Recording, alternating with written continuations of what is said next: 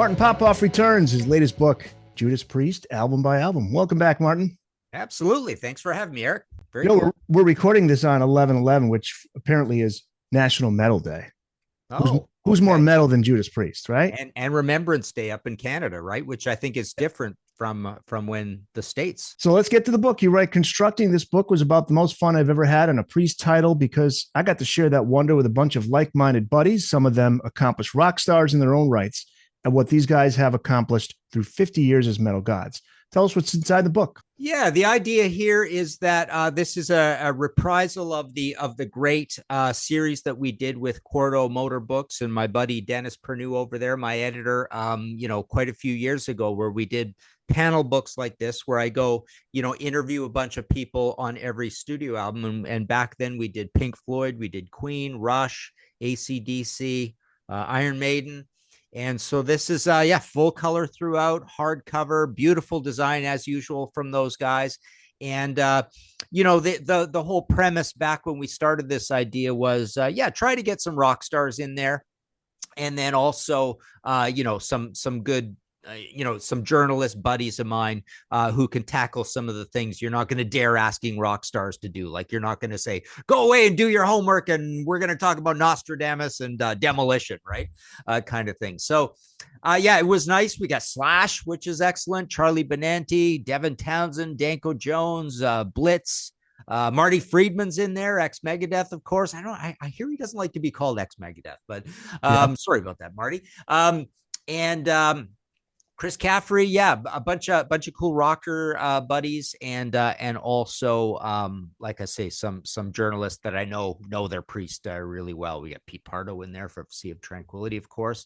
So it's been a lot of fun doing this and going through all these Priest albums because all those rockers. I mean, there was no more light bulb moment for if you were going to become, say, a thrash artist in the 80s. There was no more light bulb important super band than Judas Priest, starting with the great Sad Wings of Destiny, basically their second album.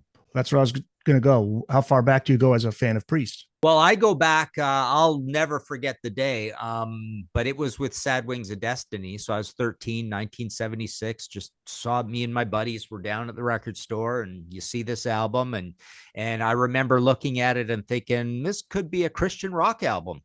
With that album cover, the name Judas Priest, Sad Wings of Destiny. On the back, it almost looked like Rob Halford was holding up a cross. All the religious writing, all the song titles were like super religious-y sounding, Victim of Changes, Dreamer, Deceiver. It was all in the religious writing, Tyrant. Everything sounded super old and medieval, right? And I remember thinking this could be, hopefully it could be good. It could be metal, but this could be not metal at all. Even though, it looks like these guys are rocking out and they got long hair and stuff, but who would have thought it would have been that incendiary and advanced and super heavy metal? I mean, I've always said that it doesn't reinvent anything. It's no new reinvention, just like Iron Maiden's no reinvention of anything either. There are a lot of great albums are not a reinvention. Sabotage, Sirens, Merciful Fate, Melissa. A lot of great albums are just better versions of what came before. Sad Wings is like that as well. But I've always said that metal gets invented in 1970 and then just a bunch of good metal shows up. And then in 1976, I always call this the Richter blip, where it improves vastly. There's just everything's better about this. The lyrics, the vocals, the production's pretty good on it, and especially the riffs. There's just this uptick in quality and intellectual value, whether that's just straight musical intellectual value or like I say the lyrics, or like I say the singing kind of thing. So metal comes out, it cruises along, and then this is the first great next absolute masterpiece of a metal album. So basically 70 to 76. My favorite album of all time shows up in there. Sabotage and Physical Graffiti shows up. But I think from 70, it basically goes 70, and then 76 is the next milestone. Interesting history to Judas Priest. They go back to the late 60s. And Rob Halford wasn't the original singer. He's on all the albums, or, well, at least until he's out of the band, but he's on all the early albums. How and when did they form? Who's the original lineup? Yeah, very much, very much. They have tons and tons of different people in the band. They're like, I did a History in 5 Songs with Martin Popoff episode on Judas Priest and Russia's doppelgangers. And the interesting thing is that they both started in '69 and they both had their first album in '74, right? Um, and Rush had some different lineups, but not as much. But Priest was constantly changing. There's no originals kind of thing. KK wasn't there at the very beginning, and Glenn is a super late arrival. He's even later than Rob, but Rob's arriving in '73. I think Glenn is arriving in, I don't know, late '73 or early '74, something like that, from the Flying Hat Band. But the mainstay of the band all through that time is Al Atkins. He's the vocalist, the leader of the band through that time. They tour a lot, up and down England, famously playing with Budgie and all these different bands all the time. And they're writing songs. They got quite a few originals. A lot of the Al Atkins writing shows up on Rock-a-Rolla and a little bit on Sad Wings, right? But yeah, they have tons and tons of lineup changes all through that time. I believe they balloon even up to the 5-piece, but I think that at some point they are a 3-piece.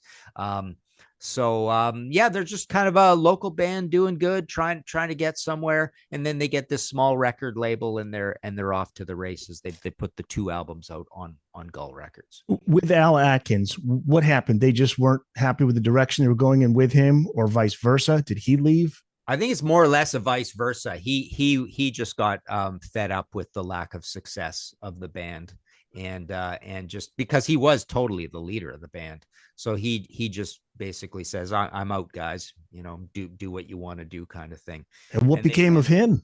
In later years, he kind of left the business, but in later years, he had some solo albums out that are actually really good. So yeah, he's a good, talented guy. And he was always a good supporter of the band. Super nice guy. Yeah. Did interviews and stuff over the years, and is a big part of the story. It's true that the name Judas Priest comes from a Bob Dylan song.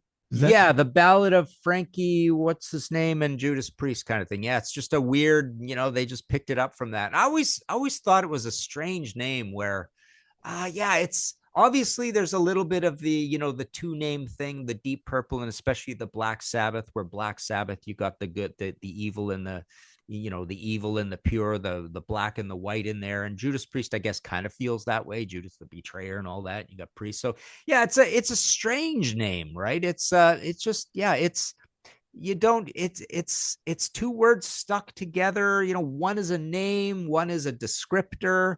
You put a name in front of a descriptor. I never really thought about it, but it's a funny name of a band, and it doesn't exactly roll off the tongue very well either. And like I say, I mean, you would be, you wouldn't be remiss to just think it's going to be like a Christian rock band of some sort. What does that first Priest album, Rock-a-Rolla from '74, sound like? And what was the consensus of the people that you spoke with in the book? Because you draw comparisons to Thin Lizzy on a few tracks. I thought I heard maybe a Deep Purple type of sound. Yeah. One of the tracks. It's Pete Pardo said this, and I agree, or I said it and he agreed. I can't remember. But the fact of the matter is, if Judas Priest never made another album after Rock-a-Rolla, that would have been considered one of those great lost heavy metal classics, right? But because everything that came after was just such a vast improvement, we tend to forget this record. But KK says something really interesting about it. He calls it progressive blues. He says we were looking for a sound that nobody had. He kind of really is one of the first guys that kind of nails this greatness of Judas Priest in articulates, and essentially he said, yeah, it was like a progressive version of the blues. But it's essentially early heavy metal. I often liken it to basically being like a demo version of Sad Wings of Destiny. It's not as bad as the band thinks it is. I don't even think it's recorded as the band thinks it is. They never liked the recording, and thus we've got this new meticulously remixed version of it, which is really cool. Tom Allen was involved with that. But yeah, I think it's a good quality, professional sounding heavy metal album, especially for a baby band on a budget. It is very capable. I think it's much more capable than, the much lauded Bang and Sir Lord Baltimore type records that you hear. Even Captain Beyond sounds dated. It doesn't sound particularly dated for 74. It's kind of moving ahead. It's if anything, it's all that confusion with the little song parts and stuff. It sounds a little bit we don't know what direction we want to go in, so it's a little bit proggy and it's a little bit heavy at the same time. You say, quote, as far as I'm concerned, the band's run of late 70s records from Sad Wings of Destiny to Killing Machine is the best example in rock history where a band was operating so far ahead of anybody else, objectively speaking. Only one band comes close, and that's Queen. Yeah, I totally still believe that to this day. That is just this stroke, this run of genius that you get out of those two bands. And I just think the riffs were so ahead of everything else. The performances, the complexity, the parts that they put in. Something that I believe it's is it Sean Kelly or is it Andy Blacksugar points out. I always forget who said this. Priest is really, really, really good at doing pre-choruses. And so their pre-choruses were good. Their breaks were good. They often changed up the music they were doing. Just the ideas that they had packed into those albums like Stained Class and Killing Machine and Sin After Sin were, it's progressive metal too, right? Rush gets the credit for inventing progressive metal, while Priest is more metal, obviously, than Rush, but it's really progressive at the same time. They cover a Fleetwood Mac song on Killing Machine, Green Manalishi with the two-pronged crown. Yeah. Had you heard the Fleetwood Mac version prior to Priest's version? Because it's a pretty obscure song. And yeah, that's a fond memory for me as well, because my buddy Forrest Toop got the Killing Machine album, the UK version, with the title in red and it's Killing Machine, and it didn't have that on it. And we lived with that for a few months and just loved that album to death. It was one of our favorite albums of all time. And then lo and behold, the North American version comes out. It's got an extra song on it, just like the Sex Pistols with Submission, right? And it had this crazy, shocking title. I don't even think we were aware that it was a cover when we saw it the first time. Quickly we see the credits, and the amazing thing about it is just a completely total heavy metal song. The way Priest do it, it sounds like it absolutely stands head and shoulders with the other songs on that album. You don't even really recognize it as a cover because it's so Priest. And now I've heard the original, obviously, and yeah, it's just kind of a quiet, doomy, bluesy song, right? But an interesting choice for a cover. Interesting that those albums don't have any big hit singles. Those are still to come on 1980's British Steel, which has Living After Midnight, Breaking the Law, a number 4 album in the US. You say in the book that the band enters this album and the new decade completely transformed. Yeah, so I remember when British Steel came out, we were kind of shocked at how they kind of dumbed down. Still loved it. But yeah, hearing Living After Midnight on radio with those Louie Louie chords, and then Breaking the Law, and then really feeling that the two fastest songs on the album, Steeler and Rapid Fire, weren't very good. The riffs, there's nothing to the riffs. They were just too simple. I weren't particularly happy with You Ain't Too Old to Be Wise, whatever it's called. The Rage, Breaking the Law was okay, pretty good. So it's funny. I have that sort of corrected for me. Like Charlie Benante, I think, and Marty Friedman just rave about British Steel and the quality of the songwriting, right? So they these are rock stars who are actually doing it rather than me, who's like a nobody. But they're actually out there doing it, and they're trying to get the point across that Priest songwriting improved so much. But even then, I will disagree with them on this whole idea, this rarefied, subjective thing about what is a great song, right? But I do remember as a kid already being sophisticated enough at what would I have been there, 17 years old. I did feel that about Grinder and Metal Gods. I felt like, okay, these are two of Priest's best songs. I don't know what's great about them, but they just seem to be better songwriting than the albums I liked previous.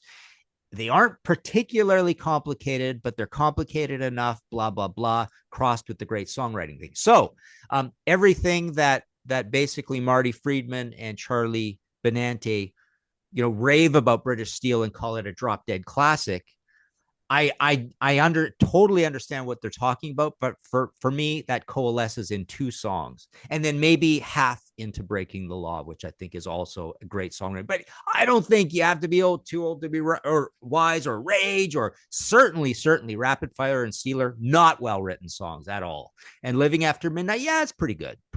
But I'll always remember thinking of that about the one improvement Priest made in 1980 was Metal Gods and Grinder. Did they open for Kiss prior to that?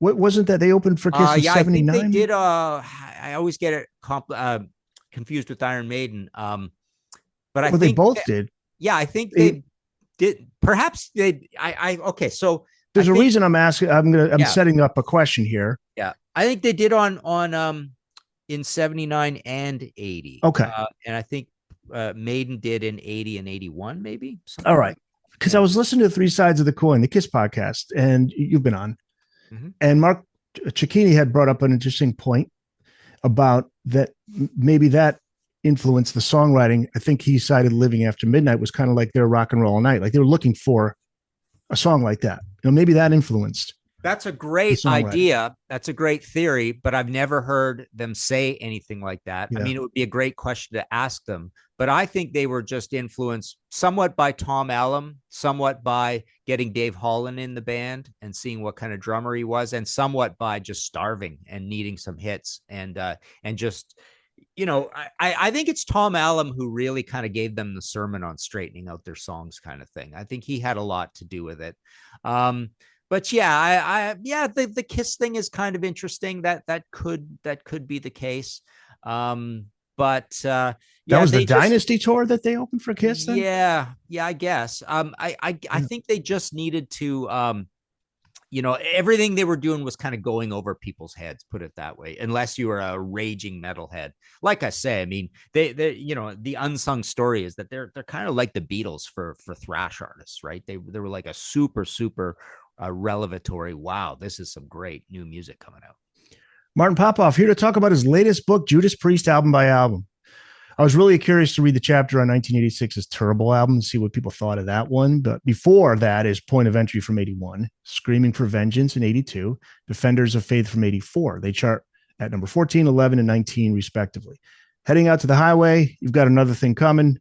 Yeah, they're at the peak of their commercial popularity here. I want to ask you about Screaming for Vengeance because you have some great quotes from Slash on this album. He told you that this is his all-time favorite Priest record. He says, quote, "It was just a motherfucker of a record. Everything Judas Priest peaks on that record." What do you think about Slash's comments? Do you agree with the statement that the band is peaking on that record?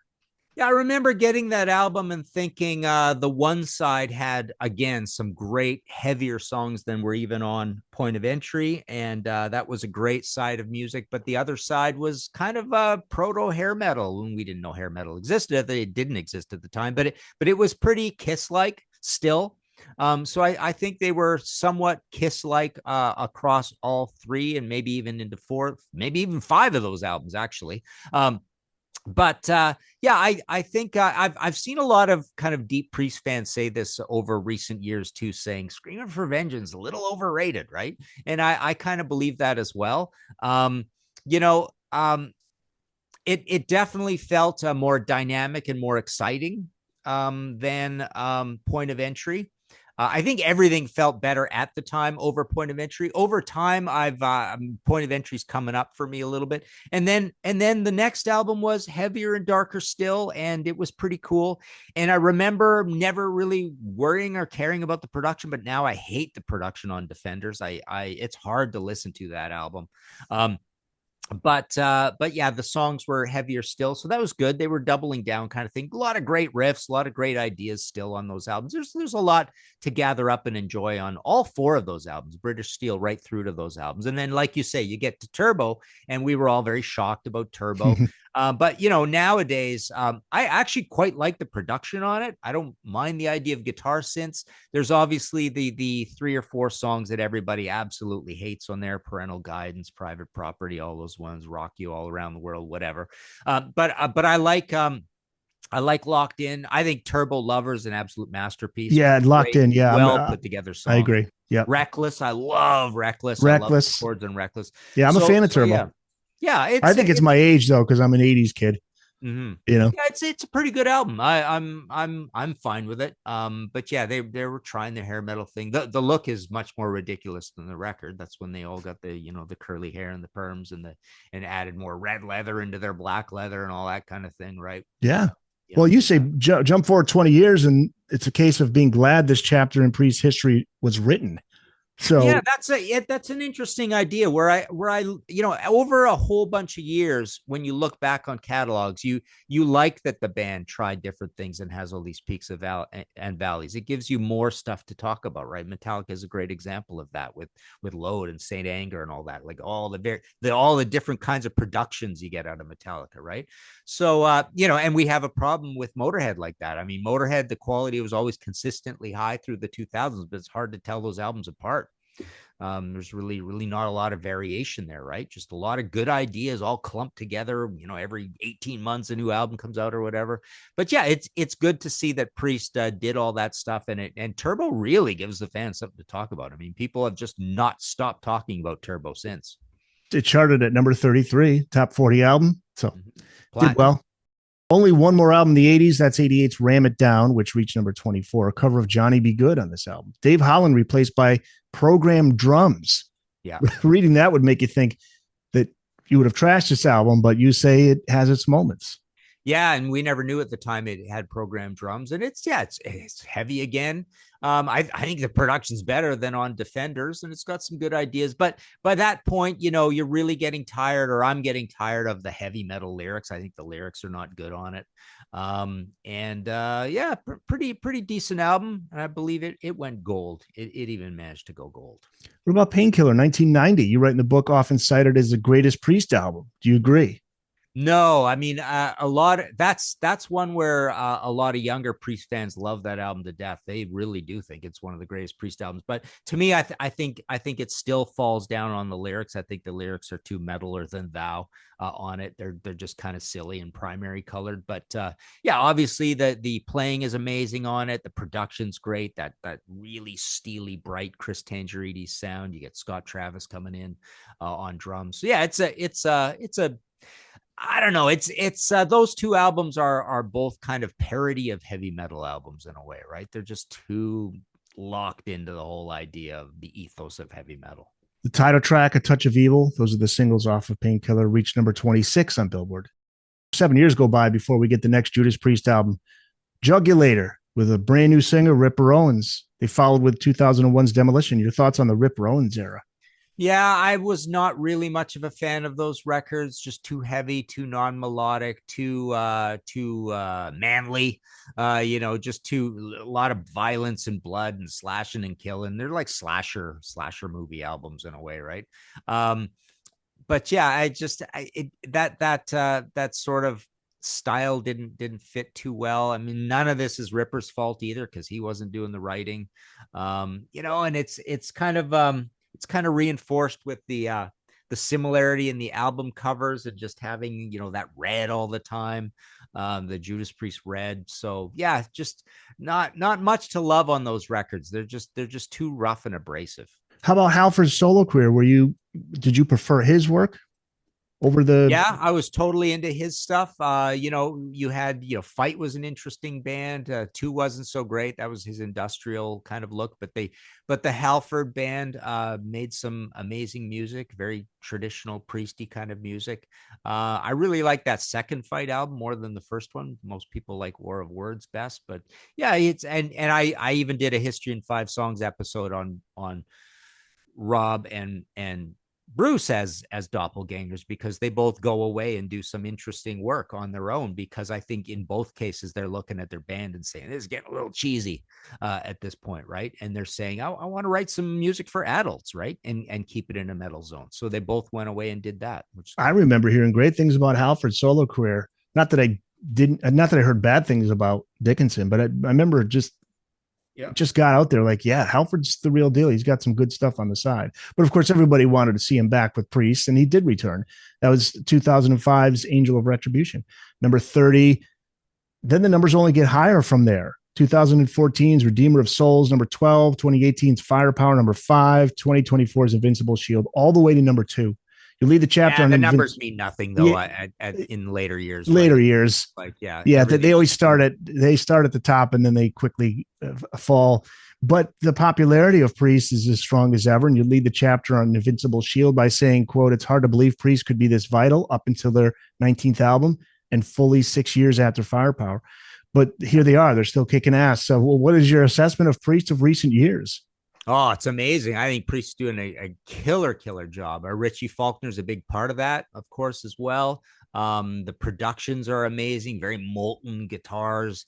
Andy Sneap is super important to the band as well. But people love Invincible Shield. I love it too. There's great riffs on it. It's proggy in places. It's got a little odd time signature stuff going on, but the riffs are really exciting. All the writing is good. So yeah, people are loving Priest now. They're just an iconic classic rock band. They're still touring. Halford is unbelievably still singing quite well. It's up and down a little bit, right? He's getting a little older, but he is singing really well. There's a lot of examples of guys that are doing a lot worse than he is. They were even younger than him, and he's got a heavy job to do. It's a pretty acrobatic kind of singing that he does, right? He's in his 70s now, right? Yeah. So he's doing well. People love these albums. People loved Firepower when it came out as well. Redeemer of Souls is a funny one. I've often thought, my point that I make in the book is that it has this strange arcane production values that you get on Glenn Tipton's Baptism of Fire and on Nostradamus. So it's interesting. There's this trilogy of albums that I think kind of go together, those three, that have this oddly synthetic drum sound, these sort of synthesizer-y sounding guitars that Glenn kind of liked that at the time. So again, it's neat that a Redeemer of Souls exists, and it's very, very different from Firepower, which is kind of similar to Invincible Shield. But the point, I don't know if I made this in the book, but in reviewing the album, it's almost like every single song on Invincible Shield is like a better version of something that might have been on Firepower, but Firepower was amazing to begin with. So the bar is just really high. I think they've done a really good job in recent years in keeping the Priest flame alive. So we'll finish with a quick rapid fire series of questions, starting with best Judas Priest album. I'd say Killing Machine, Hellbent for Leather. Yeah. Most underrated Priest album. Wow, that's a good one. Underrated. See, I did a whole podcast episode on the meaning of the word underrated, and that really, it's a really loaded word, right? Right. Yes. Because things that can be rated super, super high can be hang on, how does that work? So if some underrated or overrated. Right? If something is rated super, super high, it could still be great, but still be overrated, I guess. Because I think of underrated as overlooked too. Like underrated. Point of Entry, although people now are starting to realize what a cool, fun, well-written album that is. I think there's some good songwriting on that album. Yeah, that's one where I could see that argument. I could almost see that argument of Charlie and Marty applying even more on Point of Entry. So that's underrated to me. Rock and Roll is underrated. I think that's just gotten a bad rap over the years, and it's really good, especially for, like I say, being a baby band on no budget. I think it's underrated. What else is underrated? I think Redeemer of Souls over the years is going to be seen to be an underrated album because it is a little out there. It's a little bit different. Would you say Turbo is underrated? Turbo underrated. Got some good songs on it. You're right. I mean, it is quite reviled. So for that reason, it's underrated. I don't think it's a super amazing album. But I also, the problem, I guess in me overlooking that as underrated is I see too many people loving it to death. So it's starting to be rated a little too high almost. Okay. Well, that's where I was going to go. Most overrated Priest album. What do you think, Turbo? Overrated. Screaming for Vengeance. Yeah. I think that's overrated the same way that Number of the Beast is overrated, because it's rated so highly. And people, when you drill down, there's some slightly dodgy material on it. What else? Painkiller, I think, is overrated because that is rated super, super high. And I think, like I say, I think the lyrics are just juvenile on it. And I can't unsee the lyrics. So yeah, there's two good ones. All right. How about, we didn't talk album covers, best Priest album cover? Boy. Sad Wings of Destiny is amazing. Killing Machine is amazing. After that, they get pretty metal. They get pretty straightforward and metal and illustrated. So I think you lose the art. You lose I mean, point of entry is kind of artistic, but I think you lose the art forevermore. Once Priest becomes mortals, that's what happens, right? Priests are immortal to me. They're like gods, they're like geniuses up until Killing Machine. And once they become mortal, their album covers also become mortal. So yeah, I would say you know what? I'm going to go Killing Machine even over Sad Wings, because Sad Wings is a little too on the nose. I mean, hey, this is a beautifully illustrated classic symbolist kind of painting. But Killing Machine is really kind of artistic and cool and really makes an impact. All right, winding down here. If you had to introduce somebody who's never heard of Judas Priest before, what song would it be? Best Priest song to introduce a fan to? Wow. This is always a question that bothers me, because we always do this with albums, or pick 5 songs to introduce because this band has so many different eras, and you'd almost have to gauge how old is this fan you're trying to get them into Priest. So everybody's different, but for best Priest song, I often go with Delivering the Goods.